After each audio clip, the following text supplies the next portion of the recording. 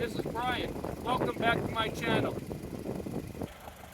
Well, we are plowing today with George's beautiful 1944H. And if you watch my channel at all, you know I found and restored the plow. Now, this was something George and I were going to do together after I retired, but unfortunately he passed away before that could happen. But last year, I found the plow and I brought it home and I restored it. And I have many videos on the process. Let me show you a picture of what the plow looked like to start with. This is what the plow looked like to start with. Now in this video, I've already done some work to it. I took the rims off because the tires were, of course, totally just dissolved away. And the rims had sunk into the ground and they were shot. So I welded two rims together, for one on the land side, and my friend Robert from South Dakota bought me a rim for the furrow side. And then once we had rims on it, I was able to move this hole. I'll show you how I have the plow set up. But gee, I wish John Card from his YouTube channel of Everything Moldboard Plows was here to help me. First, I'll start with the hitch. And yes, the breakaway works. We hit a rock the other day, and do you ever know it when it breaks away? I've learned to sit on the rope, and then when the rope pulls out, you know it. I raised the hitch up to the upper setting. It was kind of low, so I raised it up a little bit. These settings seem to work fine.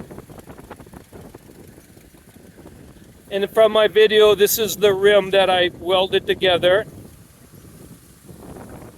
One thing that happens, and I don't know why, is this corn stubble really clogs up behind the coulter. There's probably a setting for that. Here's where I wish John was here. I'll try focus in the furrow. I'll try to show you what's going on. I have a tape measure with me, but not on me. And oh, I know, look at that. Shoot, this tire's gonna blow out. I don't really know what these settings do, but that's the way it is. And you can see it throwing dirt here. Let me just settle in there for a second and look. I think I have that set low enough. And I'll show you the settings on the hitch. These are the settings I elect to use because it's straight from the picture out of the Little Genius manual. So this is the operation. Remember, this is the plow that George used the day this tractor was brand new in 1944. George said they delivered the tractor in the evening. They looked at it for a while, and the very next day the tractor had to go out plowing. I'm going to show you something here. I chum around with Brad from Fog Mountain Farmalls and Kenny Kizzle from Rusty Nuts Ranch. And I keep asking them about this temperature gauge. It's about 80 degrees outside.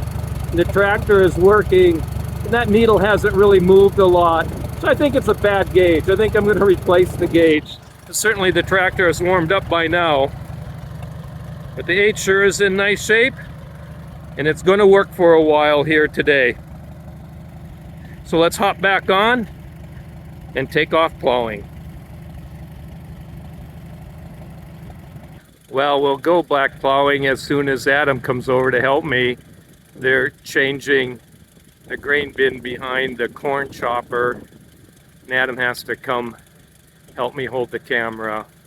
But as soon as they get the cart changed out, he'll be right here. That's what's happening today. They're bringing the corn in and putting it into the silo. I don't know much about all of that. In fact, I don't know anything about plowing. I've never plowed in my life. I'll show you what I did yesterday while I wait for Adam. This is what I did yesterday for the first plowing in my life. I learned quite a things about the plow. It tripped a couple times when it hit rocks. Sometimes the colters would get plugged up, then the plow comes out of the ground. But I'm learning.